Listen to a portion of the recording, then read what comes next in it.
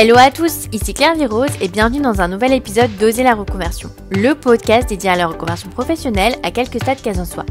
Je suis Claire Virose, ancienne avocate, j'ai tout plaqué pour réaliser mon rêve. Je reçois ici chaque lundi un nouvel invité qui a osé la reconversion. Bonne nouvelle, le podcast Oser la reconversion a maintenant une page Instagram. Retrouvez-nous sur @oser la reconversion et vous pouvez aussi suivre les actualités du podcast sur le groupe Facebook dédié aux auditeurs. Je vous mets le lien dans la description de l'épisode. Si vous aimez le podcast, abonnez-vous, ça encourage énormément le podcast et surtout laissez un petit commentaire sur Apple Podcast, ça nous aide énormément, merci. Dans le dernier épisode, vous avez découvert le témoignage de Frédéric, reconverti pour devenir conseiller immobilier chez Casavo. Vous avez un nouveau projet de vie et souhaitez acheter ou vendre rapidement votre appartement ou maison? Casavo révolutionne le marché de l'immobilier en étant l'une des seules plateformes immobilières digitales à vous proposer la vente garantie. Grâce à Casavo, ne laissez pas la vente de votre bien ralentir ou empêcher votre vie d'avancer. Casavo, grâce à son algorithme, met chaque vendeur en relation avec l'acquéreur le plus pertinent, tout en lui donnant la possibilité de souscrire une offre de vente garantie qui assure sa vente. Il vous suffit de faire évaluer votre bien au prix du marché sur la plateforme Casavo et de le mettre en vente avec l'aide de l'un des conseillers immobiliers Casavo. Casavo vous propose alors une option inédite. Si votre bien n'est pas vendu dans les 3 à 5 mois suivant sa mise en vente, Casavo vous propose d'acheter votre bien à un prix fixé avant la mise en vente de celui-ci. Si vous devez vendre votre appartement pour en acheter un autre, vous pourrez, grâce à la vente garantie, vous assurer d'obtenir les fonds nécessaires pour l'acceptation de votre dossier de crédit, signer la promesse de vente et réaliser votre acquisition en toute sérénité. Ce service de vente garantie est disponible exclusivement pour la ville de Paris, mais il sera bientôt disponible dans les autres villes de France. Créé en 2017 en Italie, Casavo est aujourd'hui présent aussi en Espagne et en France, notamment à Paris, Nantes, Lyon et Nice. Si vous souhaitez acheter, Casavo vous accompagne également pour trouver rapidement le bien de vos rêves. Rendez-vous dès maintenant sur www.casavo.com, je vous mets le lien dans la description de l'épisode. CASAVO. Aujourd'hui, j'accueille dans Oser la reconversion Lucille. Après avoir travaillé en tant que graphiste, Lucille est d'abord devenue hôtesse de l'air, puis pilote d'avion de ligne de jet privé. Lucille n'était pas très douée à l'école en maths ni en physique. Les profs la mettaient dans la case des mauvais élèves en maths, comme elle le dit. Avec une maman qui travaille dans la communication, sa voie était tracée. Elle se dirige dans un bachelor de communication. Lucille devient graphiste, plus précisément web designer, et réalise tout type de support de communication, papeterie, affiches, sites internet. À la fin de ses études, passionnée de voyage, elle décide de partir en Australie et de travailler comme graphiste en freelance. Après 3 ans, son visa australien expire et Lucille rentre en France. Elle est perdue, les voyages lui manquent. Lucille en parle à sa marraine qui lui dit « Si tu veux être payée pour voyager, pourquoi tu ne deviendrais pas hôtesse de l'air comme moi ?» Lucille s'inscrit alors à une formation de 3 mois pour devenir hôtesse de l'air sans même en parler à ses parents. Elle obtient un job d'hôtesse de l'air long courrier à Corsair International, 4 vols long courrier par mois avec des escales entre 24 heures et 7 jours. Le rêve. Finalement, Lucille se sent plus proche des pilotes d'avion que des hôtesses de l'air, un milieu plus lisse comme elle le dit. Curieuse, elle pose beaucoup de questions techniques aux pilotes lors des escales. Un jour, une pilote d'avion femme lui dit « Et pourquoi tu ne deviendrais pas pilote d'avion ?» C'est le déclic. Lucille s'inscrit alors à l'école d'aviation pour devenir pilote d'avion. Aujourd'hui, Lucille est pilote d'avion de ligne, de jet privé, pour des voyages d'affaires et de célébrités. Alors avec Lucille, on a évoqué comment le système scolaire nous met dans des cases, l'angoisse de ne pas finir les fins de mois quand on est freelance, sa vie en Australie, sa passion pour les voyages, comment certaines rencontres ont été déterminantes, son quotidien avec son conjoint lui aussi pilote d'avion, la place des femmes dans le milieu de l'aviation, mais surtout, comment elle a réalisé 2 reconversions hors du commun en à peine 10 ans. Mais je ne vous en dis pas plus et laisse place à ma conversation avec Lucille. Bonjour Lucille, bienvenue dans Oser la reconversion, je suis ravie de t'accueillir. Bonjour. Alors, est-ce que tu peux nous dire quel est ton métier actuel ? Alors actuellement, je suis donc pilote de ligne dans l'aviation d'affaires. Et puis voilà, donc je pilote un petit avion, un petit jet et en Belgique. Donc tu faisais en fait pour des clients particuliers, c'est un jet privé ? Oui, voilà, c'est ça. En fait, nous, c'est le principe. On est une société qui opère donc une dizaine d'avions qui appartiennent à un groupe de privés qui s'en servent généralement pour le business ou pour les vacances. Voilà, donc c'est un petit peu comment dire? C'est un petit peu tabou en ce moment, mais j'espère l'occasion de un petit peu démystifier tout ça plus tard. Bon, en tout cas, je suis super contente de t'interviewer aujourd'hui. On a eu un peu de mal à trouver une date, mais ça y est, on a réussi puisque toi, tu as fait 2 reconversions et ça n'avait rien à voir avec ton tout premier métier et c'est quand même pas commun de se reconvertir pour devenir pilote d'avion. Alors, est-ce que tu peux nous raconter ton parcours et puis ton premier métier? Alors, mon parcours, oui, donc comme tu l'as dit, loin d'être rectiligne, mais j'ai l'impression que c'est de toute façon la ligne directrice de ton podcast, donc je trouve ça super chouette. Moi, j'ai commencé comme graphic designer, tout simplement par des études de communication design. Ma maman est prof de communication, donc j'ai un petit peu baigné dans ce domaine. Et puis, j'étais vachement attirée par tout ce qui était publicité, design. J'aimais beaucoup créer. J'avais la sensation, en tout cas, d'être douée là-dedans, dans le dessin. J'avais un petit côté artistique. Donc voilà, donc je me suis orientée vers la com et le design, ce qui m'a permis à la suite donc de mes 3 années de bachelor de finir par un stage qui s'est concrétisé donc par l'obtention d'un job. Donc j'ai commencé à bosser dans une start-up de nautique à Aix-en-Provence. Moi, je suis du sud de la France et j'ai adoré. J'ai vraiment adoré cette première expérience. C'était une petite boîte. Donc je faisais un petit peu toute la communication, le graphisme, et c'était chouette, d'autant plus que c'était lié à un monde que j'adore, celui du bateau. Et puis en fait, je bossais en binôme avec une web dev qui, elle, en fait, bossait depuis l'Australie. Et donc, c'était super intéressant de pouvoir échanger avec elle à l'autre bout du monde. Et ensuite, à la fin un peu de ce stage et donc du coup de cette première expérience pro, je me suis dit, bah, pourquoi pas moi aussi finalement bosser de l'étranger, quoi. Et donc le job en question m'a permis de faire un visa working holiday en Australie. Et donc c'est un petit peu de là où j'ai commencé à découvrir autre chose, notamment les voyages, bien qu'avec mes parents, j'ai eu l'occasion de partir en voyage. Mais voilà, c'est vraiment l'Australie qui a commencé à faire germer une petite graine dans ma tête. Donc j'étais graphiste en Australie en freelance.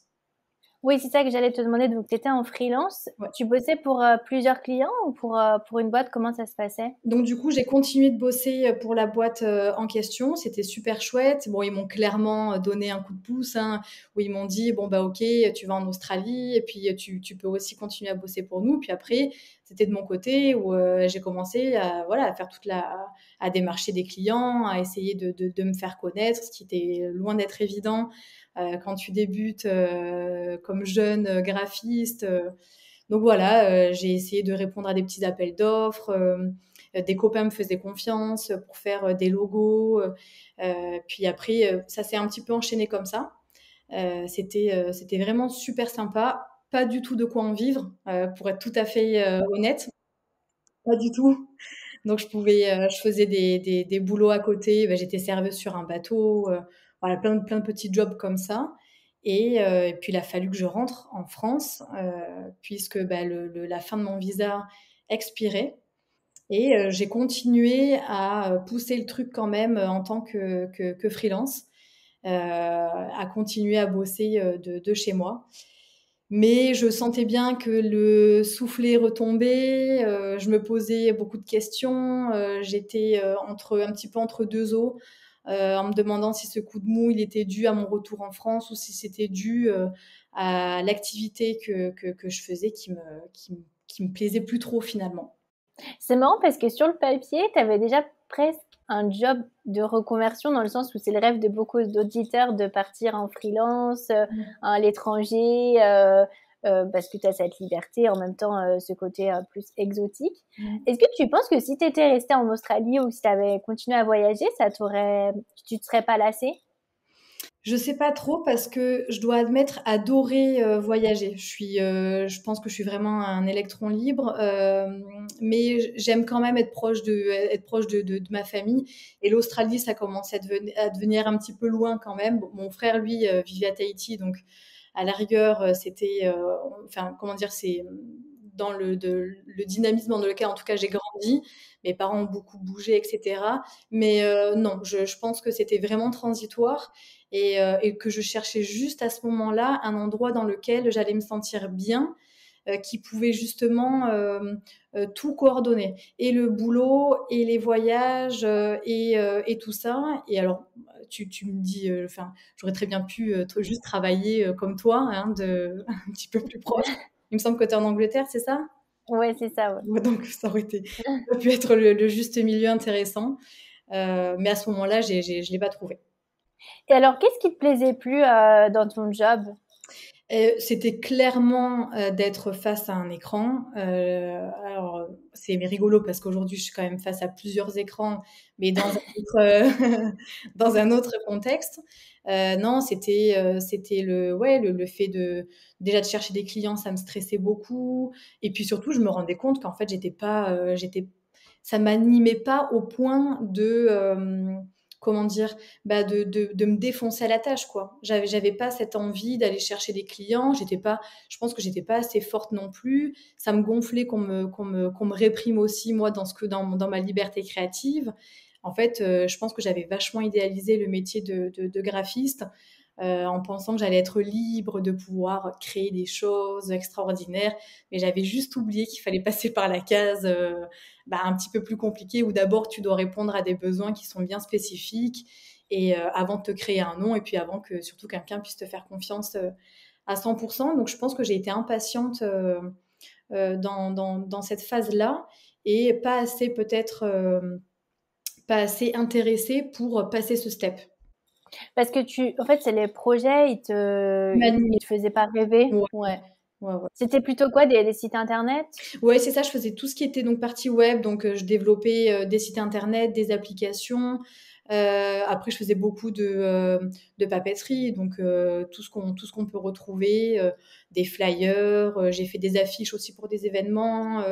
Donc c'était quand même super varié. Je dois l'admettre, hein, parce que c'est vrai, parce qu'autant de web que de papier. Mais non, il y avait un truc qui m'échappait là-dedans. Et en tout cas, je me rendais bien compte que d'être freelance, c'était quand même très compliqué. J'ai beaucoup de respect pour les gens qui sont en freelance, qui arrivent à dormir correctement en n'ayant aucune pression financière. Moi, c'était clairement pas mon cas. Ça devenait trop de pression. Et puis ouais, tout simplement, ouais, non, c'était un tout. Et puis voilà, j'avais la sensation que la clé à la rigueur, c'était de retrouver un boulot dans la pub, de me mettre dans une super grosse agence, mais je me voyais clairement pas aller dans une grande ville. Moi, je suis vraiment provinciale, je me voyais pas aller dans une grande ville, dans une grande boîte de pub. Enfin, c'était assez contradictoire, quoi. Oui, parce que j'allais dire justement, la solution serait pu trouver un job avec des horaires plutôt bien payés et beaucoup de vacances où tu pourrais justement avoir ton équilibre pour voyager. Ouais. Comment ça s'est fait dans ta tête pour te dire non, je suis pas faite pour Ah ça? oui, bah alors ça, clairement, c'est clair que tu touches du doigt l'élément principal, à savoir le planning. Euh, Bosser du lundi au vendredi, c'était pas du tout dans mes cordes non plus. Donc en fait, j'étais tiraillée entre le fait de vouloir être freelance, puisque j'avais la sensation d'avoir une certaine liberté dans mes horaires. Et puis chercher une stabilité dans une agence, ou peu importe, dans une boîte qui m'aurait permis d'avoir un salaire fixe, mais des horaires. Donc c'était assez particulier. Je te cache pas que j'ai vécu un an un peu compliqué, en me disant, bon là, ma belle, il va falloir que tu, que tu prennes une décision, quoi. Comment ça s'est fait le cheminement dans ta tête pour trouver ce que tu allais faire? Eh ben, je suis rentrée du coup en France avec mon sac à dos, mes idées, mon petit tourbillon un peu. Je suis retournée chez mes parents, et puis voilà, un matin, je bossais quand même, hein. Il fallait que je continue à bosser, donc je bossais pour des freelances et tout ça. Et puis par hasard, je passais un coup de fil à ma marraine, qui donc hôtesse de l'air, qui était hôtesse de l'air chez Air France à l'époque. Et on se passe un coup de fil classique, et elle me demande comment je vais, et je lui dis pas ouf. Je me remets en question, mais c'est compliqué parce que voilà, derrière mes parents, ils m'ont quand même offert un bachelor, donc il y avait aussi cette petite pression, forcément, de pas vouloir décevoir mes parents. Euh, et tout en me disant qu'il fallait que j'aille au bout de ce truc pour aussi leur rendre justice, quoi. Mais je voulais pas admettre que ça me plaisait pas. Et donc on discute un peu, puis elle me dit: «Mais qu'est-ce qui te ferait plaisir, là, si demain tu avais feuille blanche, quoi?» Et je lui dis: «Bah, moi, ce qui me ferait plaisir, c'est d'être payée pour voyager, quoi, clairement. Mais j'ai pas fait des études dans le tourisme. Moi, j'étais à des années-lumière de m'orienter dans l'aéronautique, quoi». Et elle m'écoute parler, elle fait un petit peu sa séance de psy et elle me dit: «Mais enfin, Lucile, tu es en train de décrire mon job, quoi». Et je dis: «Ouais, mais bon, hôtesse de l'air», bref, elle me dit: «Écoute, tu es rentrée en France avec des économies, tu es chez tes parents, tu vas pas prendre beaucoup de risques. Passe ton diplôme pour devenir hôtesse de l'air et puis trouve un premier job et puis tu verras bien, de toute façon, tu es là, tu es paumée». Et j'ai trouvé ça intéressant. J'en ai pas du tout parlé à mes parents, parce que je craignais un peu leur réaction. Je viens d'une famille, traditionnelle, alors avec vraiment un épouvantail de cultures, vraiment impressionnant. Et c'est chouette et vraiment un esprit super large. Mais j'avais quand même la sensation que là, ils allaient me dire, «Tu déconnes. Tu déconnes, parce que, tu as fait tes études, tu as la chance d'avoir un job en parallèle. OK, tu veux plus bosser, dans une boîte, donc tu pars à l'étranger pour faire du freelance, puis là tu reviens et puis tu nous dis que tu vas encore changer de boulot». Je craignais que mon instabilité, les effraie et du coup qu'ils me mettent comme un stop. Ouais. Tu penses que si c'est mal vu le métier d'hôtesse de l'air? Non, c'était pas nécessairement mal vu, mais c'était plus dans le sens, un petit peu moi en tout cas, j'avais la sensation de pas trop savoir, où j'allais et je voulais pas en tout cas, inquiéter mes parents, à cette époque et je craignais en fait surtout qu'ils me mettent des barrières, mais inconscientes, hein, c'est normal, je suis leur fille et ils veulent pas que je me plante, et puis eux, moi enfin mes parents, ils ont bossé, toute leur vie dans la même branche et donc je craignais qu'ils aient un petit peu ce raccourci dans la tête de: «Non, non, Lucile, toi, c'est, ta voie, on t'a payé des études, tu vas au bout». Et alors déjà, j'étais pas hyper, moi, confiante, donc j'avais pas besoin qu'on me parasite autour. Donc ça a été ma méthode à moi de les mettre un peu au pied du mur en leur disant: «Bon, ben, voilà, je me suis inscrite pour une formation d'hôtesse de l'air à Marseille, je commence, la semaine prochaine». Et ça s'est passé comme ça, autour d'une table dans la cuisine, moment très solennel. Et alors, il y a des formations tout le temps pour être hôtesse de l'air? Oui, oui, oui, il y a des formations, bah, en tout cas, au moment où je l'ai faite, j'avais la sensation qu'il y en avait tous les trimestres, un truc comme ça. Donc si tu veux, j'ai vraiment chopé, une formation, je me suis inscrite et puis je me suis dit que c'était quoi, 2-3 mois. J'avais quand même un petit peu je suis pas totalement folle, hein, j'avais quand même un petit peu checké, le monde, aérien en tout cas, voir parce que c'est très cyclique comme monde, suivant voilà les périodes plus ou moins hautes. Donc j'avais vu en plus que cette année, il y allait avoir une demande. Donc je me disais: «Bon, ben, allez, why not, on se lance là-dedans, quoi». Parce que donc toi, tu as fait ça en 2017. J'ai fait ça, ouais 2016-2017, ouais, c'est ça, ouais. Et alors, comment ça se passe la sélection? C'est avec Air France directement ou pas la Non, c'est formation? une formation. Tu as plusieurs organismes privés, dont le mien, voilà, qui s'appelle Aéroschool. C'est une antenne. Tu as plusieurs antennes en France. Voilà, moi j'ai choisi celle de Marseille puisque mes parents habitent à Toulon, donc c'était à côté de chez mes parents. Donc c'était très simple. Et voilà, ça dure 2 mois. Il n'y a pas vraiment de sélection, malheureusement, hein, c'est une formation privée. Donc tu payes, tu as le droit à la formation. Ce qui est chouette, c'est qu'en effet, tu es formé par des gens d'Air France, ce qui te donne pas du tout de passe-droit, pour ensuite aller chez eux, hein. Mais en tout cas, tu as les codes, ça reste la boîte, la plus grosse boîte nationale, voilà, disons que ça m'a mise en confiance. Ouais. Et c'est combien à peu près la formation? C'est 3 000 à 4 000 € dans mes souvenirs, donc c'était quand même pas rien, ouais, c'était quand même pas rien. Il me semble que j'avais vendu ma voiture, j'avais des petites économies, mais j'ai quand même vendu ma voiture. Et puis, voilà, banco quoi, je suis allée à la formation, à Marseille. Et comment ça se passe la formation, un peu, le premier jour, comment ça se passe? C'est rigolo parce que je pense que c'était déjà annonciateur de beaucoup de choses. C'est-à-dire que, Ouais, hem, je suis arrivée, déjà, j'étais la seule en tailleur, pantalon. Toutes les autres nanas étaient en tailleur jupe, le chignon parfait, le foulard nickel, il y avait rien qui dépassait et déjà, en fait, je pense que ça aurait dû mettre la puce à l'oreille puisque, en fait, j'étais déjà pas dans mon environnement dans le sens où trop féminin, trop, pas que je sois masculine, mais c'est vrai que moi je me maquille pas, je me coiffe rarement, je suis pas, je me trouve pas sophistiquée en tout cas et là je m'étais ouais. dit: «Oh purée, va falloir quand même que tu fasses un effort», et j'ai compris en fait très vite dans le monde dans lequel, là, j'allais, rentrer. Ça m'a pas effrayée plus que ça, mais je sentais bien que j'étais pas, dans le même mood et puis après je me suis fait des copines et elles avaient exactement la même façon enfin, il y en avait plus ou moins, qui avaient la même façon de penser que moi donc juste je me suis dit: «Bon, bah, Lucille, prends ça comme un jeu, tu vas t'habiller, c'est comme un costume en fait, un peu qu'on enfile quoi, hein. Tu mets un costume, tu fais, cette formation et puis, de toute façon, de maintenant il faut que tu ailles au bout» et surtout moi je pensais à la finalité, c'était d'être dans un avion et puis de voyager, quoi. C'était tout. Donc s'il fallait que je mette, une jupe et des talons, bon, ça m'effrayait pas plus que ça, mais juste, c'était pas du tout naturel, quoi.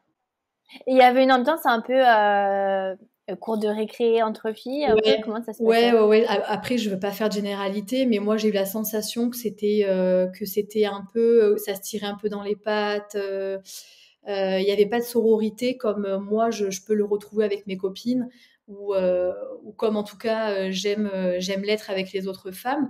J'ai trouvé un peu de compète, ouais, Ouais. un peu de compète. Donc j'ai pas trop compris pourquoi.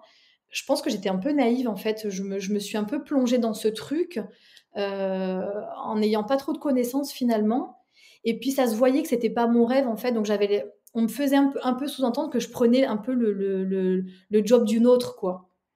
Mais d'un côté, j'étais pas mauvaise, donc finalement, bon ben, j'étais à ma place, je faisais mon taf, et puis voilà quoi. Mais à côté de ça, j'ai aucune anecdote, à raconter, tout s'est très bien passé. J'ai Ouais, ouais. rencontré d'ailleurs C'était plus un ressenti quoi que tu avais, ressenti, mais qui s'est confirmé quand je suis devenue hôtesse de l'air, hein. Et en quoi ça consiste la formation? Vous avez beaucoup de temps de vol? Vous êtes beaucoup à l'école? Comment ça se passe? Alors, c'est uniquement de la formation au sol, donc qui va être donc divisée en 2 parties, donc la théorie et la pratique.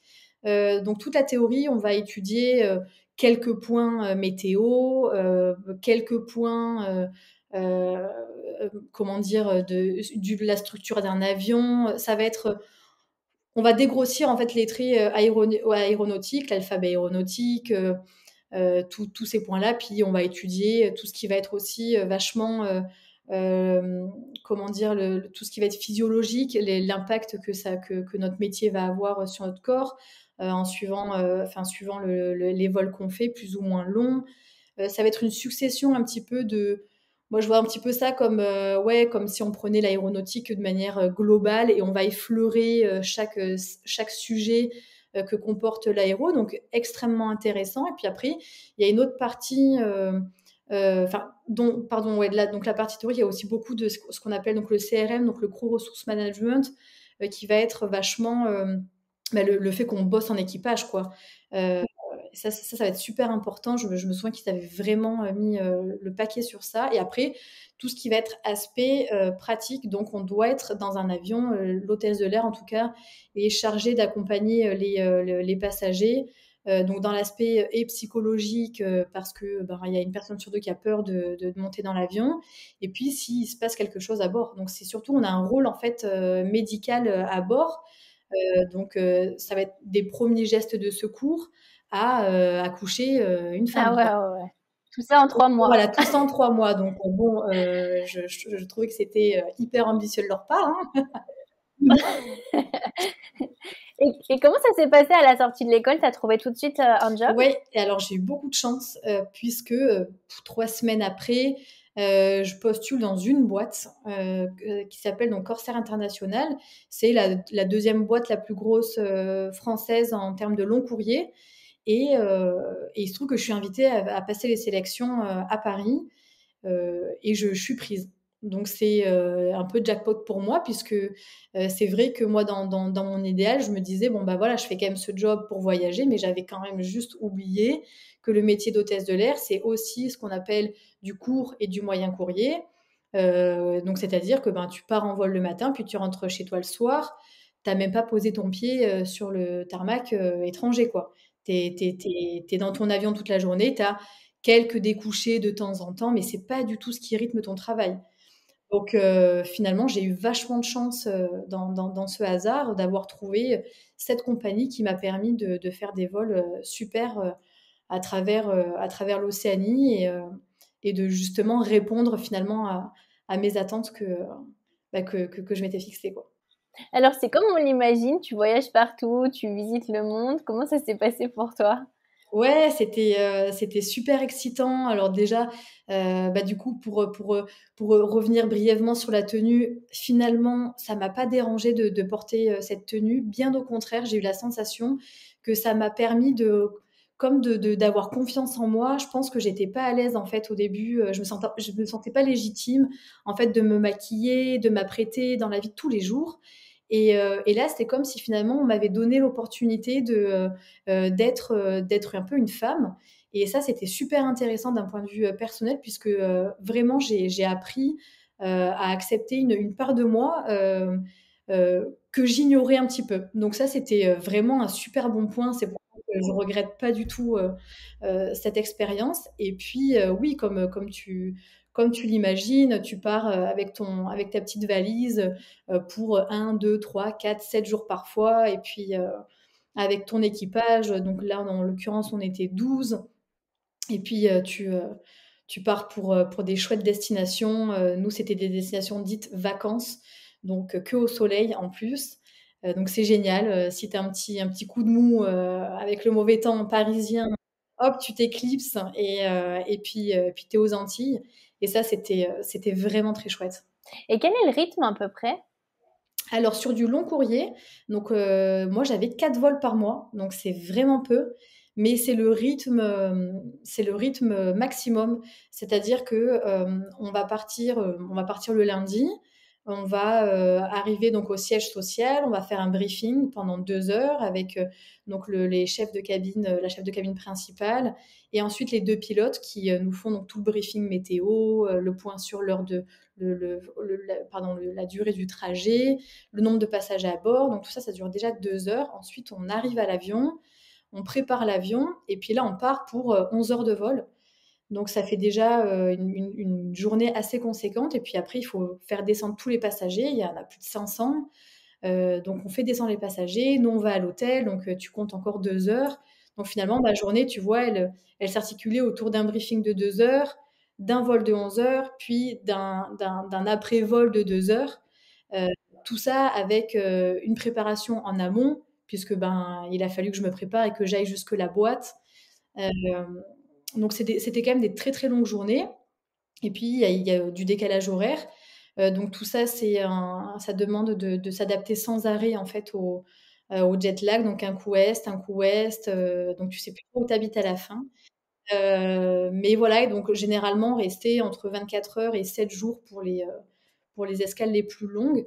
Donc c'est pour ça qu'il y avait que 4 vols, mais parce que les 4 vols s'articulent autour de, au moins, 5 jours chacun, quoi, ou 4 jours chacun. Tu peu chez toi au final, ouais. Ah oui, tu es très très peu chez toi, hein. Je devais être chez moi peut-être, 10 ou ouais 10 ou 11 jours. Donc je vivais en colocation, à Paris, puisque de toute façon, j'y étais jamais et ouais, c'est sûr que ma seconde maison, c'était plutôt les hôtels. Ouais. Ouais. Et comment ça s'est passé? C'était le rêve pour toi? C'était super sympa, j'ai adoré la légèreté, en fait, de ce boulot, puisque pas grand-chose à préparer, enfin rien du tout à préparer chez soi en tout cas. Il y a aucun travail en amont si tu veux. Donc tu as juste à venir au travail, apprêté. Donc ça je trouvais que c'était chouette. Donc je résumerais vraiment, cette activité comme pour moi légère en tout cas. Et c'est ce qui un petit peu a fait que de nouveau le soufflet un petit peu est retombé. C'est que j'ai eu la sensation en fait de très vite vouloir autre chose et vouloir gérer un petit peu tout ce truc quoi. Je sentais bien qu'il y avait quand même de la préparation derrière, il y avait du travail, et j'avais la sensation d'être à 20 de mes capacités quand j'étais dans l'avion. C'était chouette, j'avais un rôle commercial, à bord, hein, c'est-à-dire, d'ailleurs, moi mon titre donc c'est PNC, donc personnel navigant commercial. Donc il y a bien le mot commercial à bord, donc on est un petit peu la vitrine de la compagnie si tu veux. Donc si tu veux, mon travail à bord, c'était voilà de faire bonne figure et puis de servir les passagers. Hem, mais voilà, très vite, je trouvais que c'était un peu fade. J'aurais aimé en tout cas être plus utile dans mon travail. Voilà. Ouais, tu voulais être plus impliquée, quoi. Ouais, c'est ça, je voulais être plus impliquée, j'avais la sensation, de passer à côté de plein de belles choses, et finalement la partie soleil, la partie, voyage que je recherchais, je l'ai trouvée et ça c'est clair. Après, il faut pas oublier que ça reste un boulot, c'est-à-dire que je partais pas avec des copines ou avec des copains ou avec mon mec, voilà, je pars quand même avec des gens, qui fait partie de mon équipe de travail, donc il y a des limites, mais ouais, il y avait un truc il y avait un truc qui jouait pas, quoi.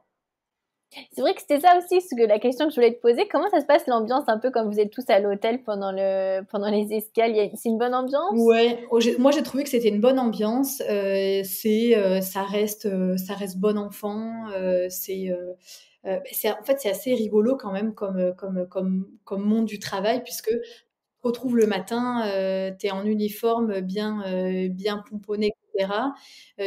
Tu rencontres des gens puisque en fait, tu as tellement de gens dans la compagnie qu'en fait, rencontres, comment dire? Tu changes toujours d'équipage. Donc c'était très rare que je voyage avec les mêmes collègues. Donc c'est comment dire? C'est très mouvant comme job et c'est ça que j'adore. Vraiment, tu peux pas te lasser. Si, tu aimes pas un collègue, bah, tu dis: «Ah bah, écoute, c'est pas grave parce que de toute façon, on va pas se revoir avant 6 mois, donc c'est parfait». Hem, En revanche, bon, bah, du coup, c'est un petit peu plus dommage dans le cas inverse quand tu aimes bien quelqu'un, tu sais que malheureusement, ça va être compliqué pour se revoir. Mais j'aimais bien ce côté un peu éphémère et puis, du coup, en escale, chacun fait sa vie. Ce qui est chouette, c'est que comme je te l'ai dit, on est une dizaine, donc tu as toujours quelqu'un, qui a envie de faire la même chose que toi, donc c'est très chouette ou alors à l'inverse, ça te permet de prendre un moment pour toi aussi.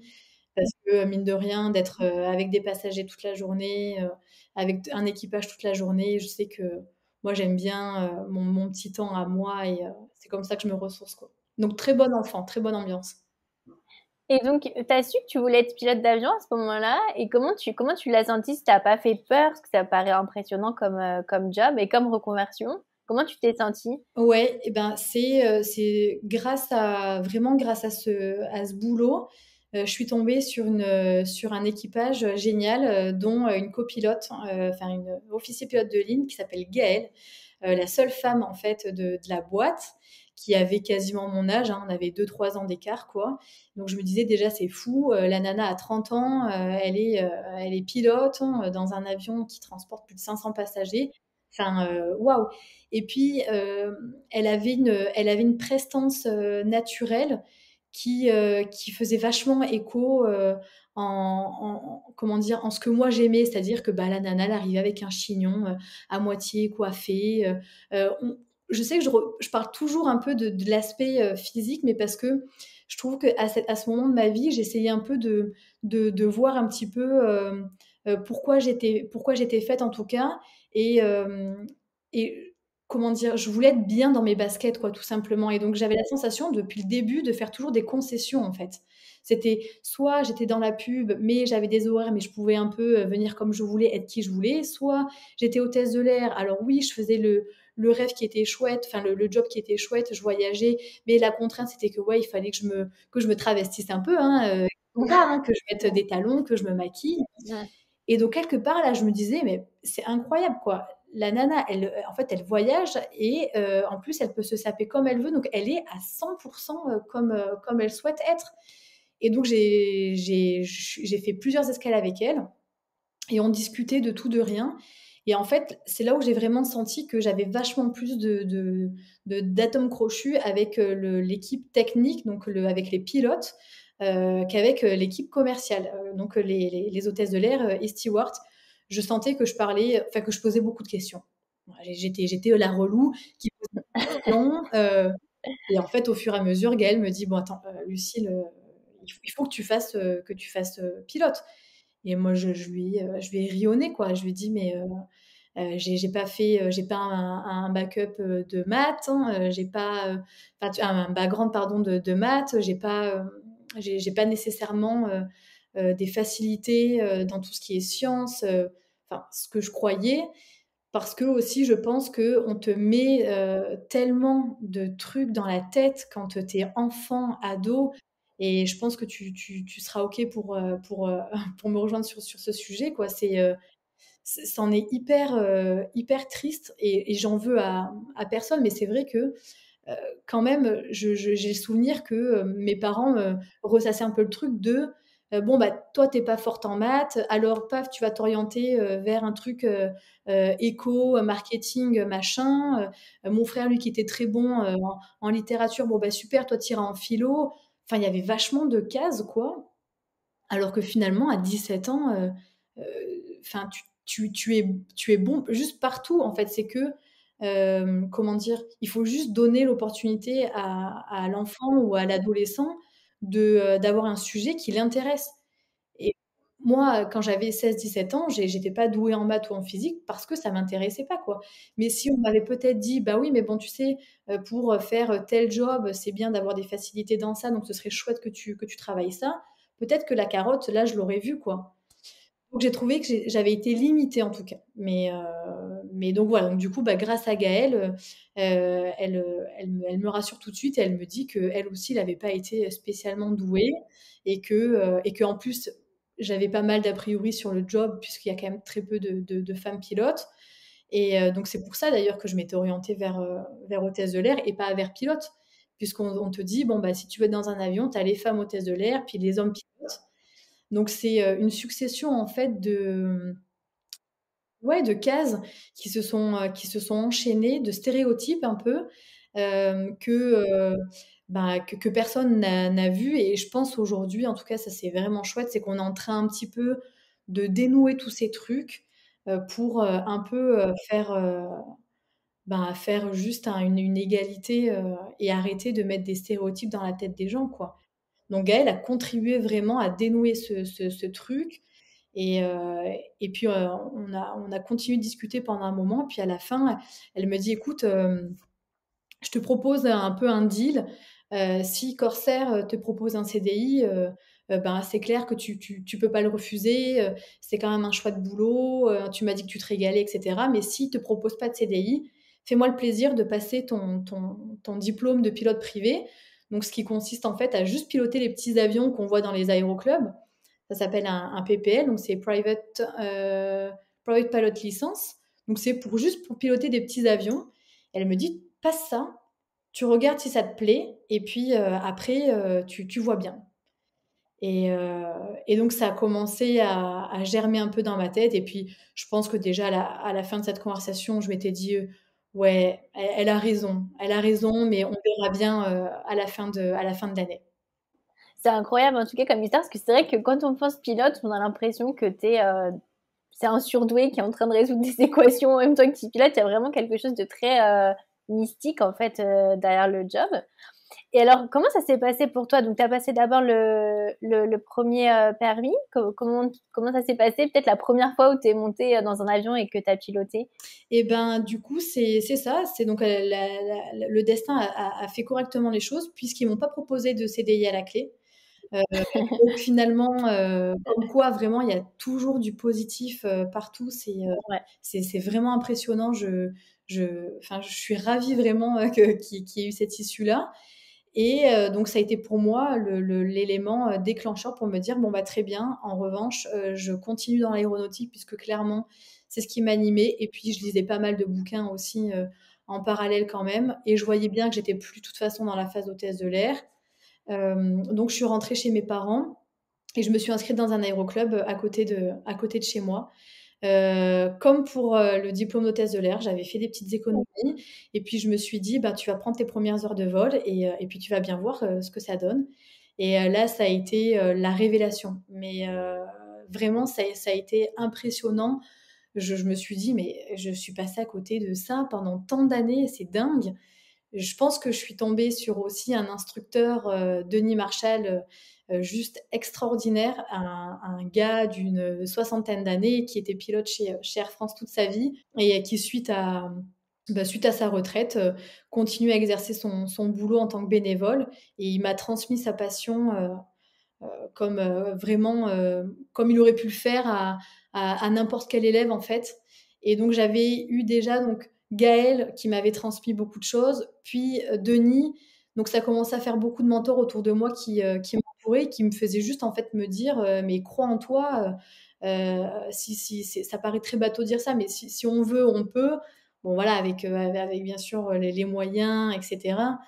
Mais voilà, il a clairement contribué à ça et donc j'ai fait mes premières heures de vol, avec Denis dans un petit avion, sur la Côte d'Azur. C'était super sympa. Vraiment, c'était top. Ouais, c'est une belle histoire parce que c'est surtout une histoire de rencontre en fait, que tu as eu ta marraine, puis Gaël, puis lui. Et comment tu penses que qu'à chaque fois tu es tombée sur les bonnes personnes comme ça qui te disaient quoi faire? Je sais pas, je sais pas si toi tu crois au hasard ou si tu crois au destin, je sais pas du tout. Je pense que c'est aussi, une façon dont, comment dire? C'est peut-être que j'étais à ce moment-là ouverte en tout cas à entendre et à recevoir, ce genre de conseils. Peut-être que je l'aurais pas été avant et certainement pas, puisque tu vois, suite à ma formation, j'ai rencontré des gars qui avaient 18-19 ans. Je me disais: «Mais enfin moi 18-19 ans, penser à piloter un avion, avoir des responsabilités, jamais de la vie». J'étais à Aix-en-Provence, avec toutes mes copines à faire la fête, tu vois? Donc je pense que, Ouais. j'avais pas la maturité, très honnêtement, heu, peut-être pas l'envie et puis aussi, je suis vachement quelqu'un qui fonctionne au regret. J'aime pas avoir de regrets, j'aime bien aller au bout des Mmh. trucs et donc finalement, ça a été une succession comment dire? D'aventures, qui ont pris fin, mais parce que, j'ai voulu qu'elles débutent aussi, quoi. Donc ou sinon Mmh. j'aurais encore aujourd'hui, je me serais posé la question de, si finalement, pourquoi pas graphiste? Donc c'est très bien que je sois allée au bout des choses. J'ai mis plus de temps, forcément, mais c'est rien, comparé à ensuite la joie que tu peux, enfin que ça te procure après derrière, quoi. Et alors comment tu deviens pilote d'avion? Donc la formation, elle met combien de temps après, Donc suite à ces premiers petits vols, qui m'ont permis, bon moi je suis pas allée au bout de cette première licence, puisque le temps m'échappait puisque j'avais déjà pris donc, ma place dans une école à Perpignan dans le sud de la France. Mais donc c'était pas grave, j'avais déjà en tout cas, vu ce que c'était que de piloter, donc c'était bien l'essentiel et puis j'ai fait des rencontres super. Donc je suis allée à Perpignan, commencer cette formation dans une école donc qui s'appelle, Aéropyrénées. Donc tu as plusieurs écoles en France. Aéropyrénées, c'était celle qui me semblait, la meilleure pour les critères que j'avais en tout cas à ce moment-là et la formation dure de 0 à 3 ans. Donc tu as 3 ans maximum pour faire, pour passer tous les steps. Si tu malheureusement manques de temps, ta formation, comment dire? N'est pas valable et tu dois tout recommencer. Donc je savais que j'avais quand même une pression temporelle au-dessus de la tête, en me disant que, voilà, si je me lançais là-dedans, j'avais 3 ans et qu'il fallait pas que je blague parce que là, pour le coup, c'est, une autre somme d'argent. C'était vraiment, vraiment différent. C'est pour ça aussi que je voulais voir un petit peu avant, si ça me plaisait, quoi et pas sur un coup de tête me dire, «On m'a dit que c'était possible, alors, je vais le faire», quoi. ouais. Et il y a des critères de sélection aussi?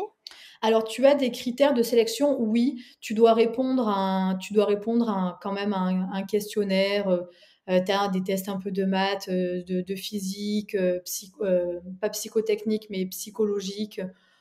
Rien d'insurmontable, puisque malheureusement et heureusement, parce que enfin, il faut aussi rétablir la vérité, les écoles privées, comme je l'ai dit déjà en amont, tu as l'argent, tu payes, on t'offre une place.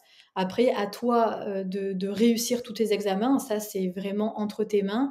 Mais c'est vraiment différent de l'école, de la célèbre école, en tout cas française, l'ENAC, donc, qui, elle, en fait, est une formation publique et gratuite, mais qui, elle, nécessite de rentrer grâce à un concours. C'est un truc de dingue. Tu as vraiment que les meilleurs qui rentrent dans cette école, quoi. Et c'est combien à peu près l'école? Alors, c'est le prix d'un appartement, c'est 80 et 100 000 euros. Donc c'est ce qui forcément effraie beaucoup et à juste titre.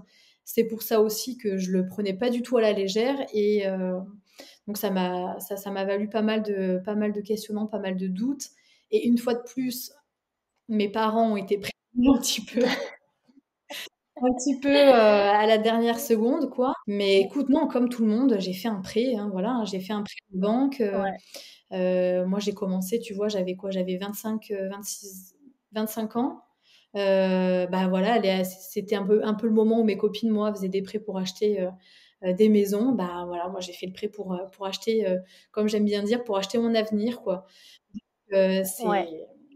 Ça n'a pas été facile, hein, mais bon, je regrette pas, quoi. C'est vrai que ça fait peur, mais en même temps, c'est incroyable de se dire que c'est possible, qu'on n'a pas besoin de passer tous les tests et qu'après, on nous donne la chance d'être formés. Ouais, Et la formation, tu as trouvé que c'était difficile? extrêmement dur. Ouais, Ouais, ouais, ouais, non, ça blague pas du tout. Déjà le premier, si tu veux, ça s'articule pareil que pour la formation hôtesse de l'air, en 2 parties. Donc tu as la théorie et la pratique. Une fois que tu as passé la théorie, tu peux, donc commencer à piloter.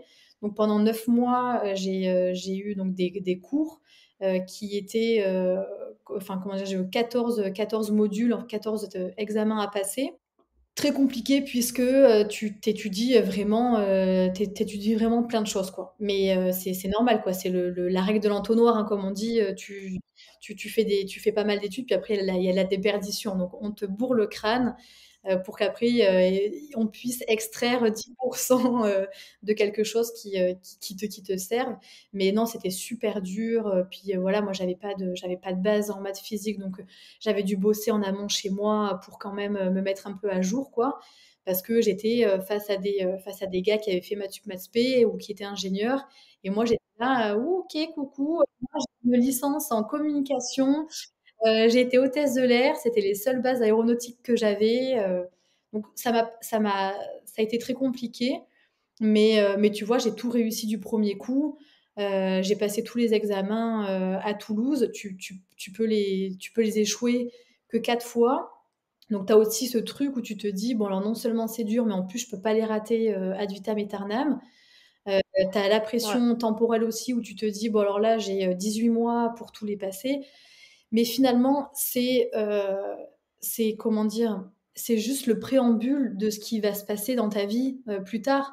C'est-à-dire de travailler avec, du stress, avec, une échéance, ouais. avec, tu vois, plein de facteurs comme ça, autour de toi qui peuvent paraître nuisibles. Donc c'est pour moi une super bonne école, et théorique et de la vie finalement, parce que c'est un peu enfin comme on dit, c'est un peu la passoire. Tu en as plein qui arrivaient pas à aller au bout de la théorie et qui donc, ben, par défaut, n'allaient pas, à la pratique. Et comment a réagi ton entourage?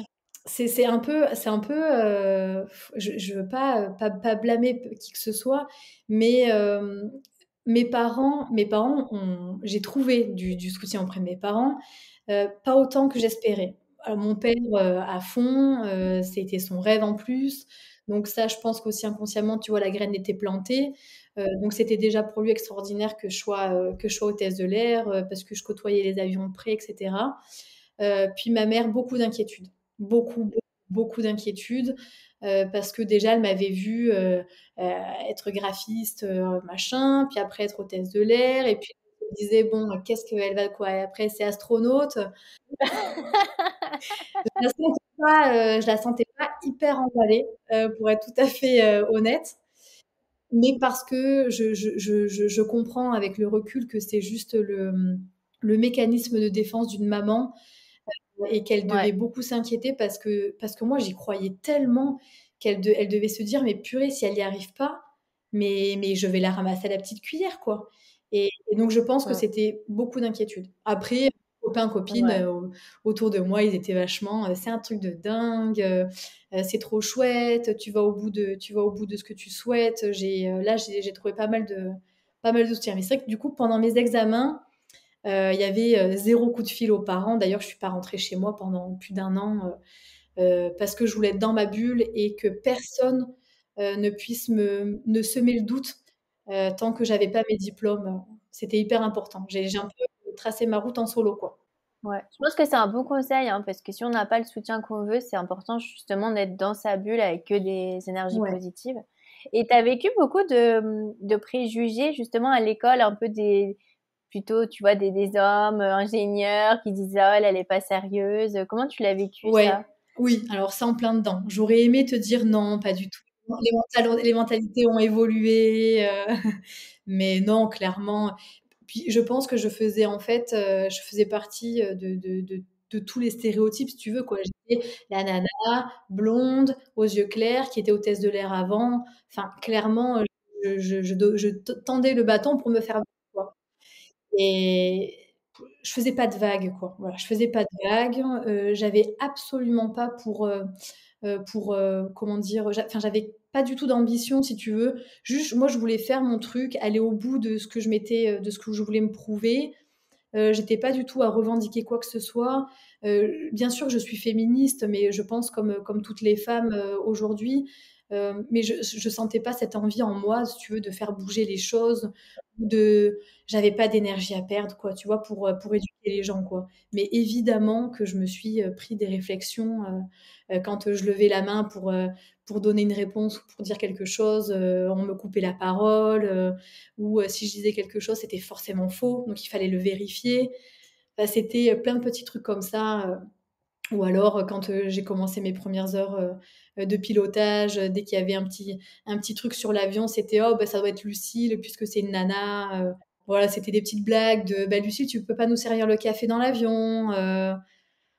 Blague hyper sexiste, mais en fait, si tu veux, ça m'était tellement égal puisque j'avais déjà là suffisamment confiance en moi et en ce que j'étais en train d'entreprendre, si tu veux, que juste je me disais, je suis désolée pour toi qu'en 2000, à l'époque 2019, désolée que tu sois pas juste un petit peu plus ouvert d'esprit, quoi. Ouais, toi, tu avais trouvé ta voie et puis tu laissais personne Ouais, c'est ça. Ouais, c'est t'empêcher, ouais. complètement. Et donc, à la fin de tes études, comment tu as choisi de devenir pilote d'avion comme ça privé plutôt qu'une plus grosse compagnie? Comment tu as fait le choix? Puis comment ça se passe pour choisir? Alors, donc quand tu finis donc toute ta formation, tu as donc ton diplôme, de pilote de ligne, qui est, européen. Donc c'est, le même que pour quelqu'un qui va piloter, un Boeing 777, ou un avion de 9 places, quoi. C'est exactement le même diplôme. Ce qui va juste changer, comme tu l'as dit, donc c'est soit tu vas travailler donc, pour du privé, donc dans l'aviation d'affaires par exemple, ou bien donc pour des boîtes qui sont commerciales comme Air France, British, Mm. voilà toutes les boîtes qu'on peut connaître. Et moi j'avais depuis toujours très envie déjà de voir un petit peu, parce que c'était le pilote de brousse, mais moi je regardais des vidéos sur YouTube, de mecs qui étaient dans un petit avion là et qui se posaient, sur le sable, sur des montagnes, l'aventure quoi. Je voulais un truc d'aventurier, vraiment.